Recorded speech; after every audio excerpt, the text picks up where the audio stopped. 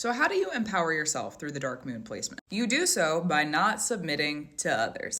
It sounds simple. Sometimes it can be, but it also requires that you go to every single place within your memory where you have submitted to another person in the energy where the dark moon is. And right now it's in Libra. We're going to get into that. You return to those places and you recognize for yourself, oh, I did submit to this person. Why did I do that? And how do I make sure that I don't do that again? And what did they gain from me having submitted from them? Because that is really a part of the power of the dark moon. There is a gain from that. And the thing about the dark moon, the thing about it is you don't really have control over whether people submit or not submit. Because there's sometimes I hear practitioners talk about like the guilt of this placement or not really wanting to work with this placement on like a moral or ethical level, which honestly, from my experience, understandable. This placement can be really harsh. But also recognize for yourself how in your dark moon placement, you are just naturally living your life and other people are submitting to your wants because of that.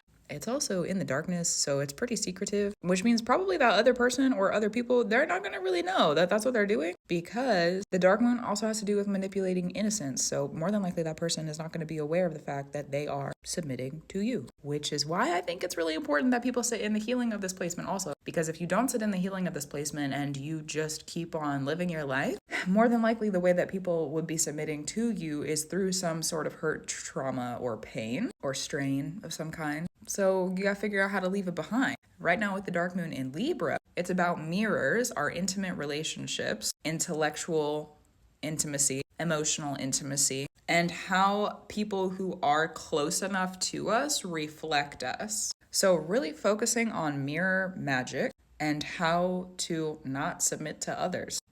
That's the really simple, easy breakdown. Like, very simple, easy breakdown. But putting it into practice is not always just as easy as saying it out loud. Because it's asking us to return to all the different spaces and places where we have been a mirror to someone and they have been stronger than us. And maybe we didn't realize it at the time. Not a bad thing. We just gotta learn. Keep on moving and grooving. Grow up and move on.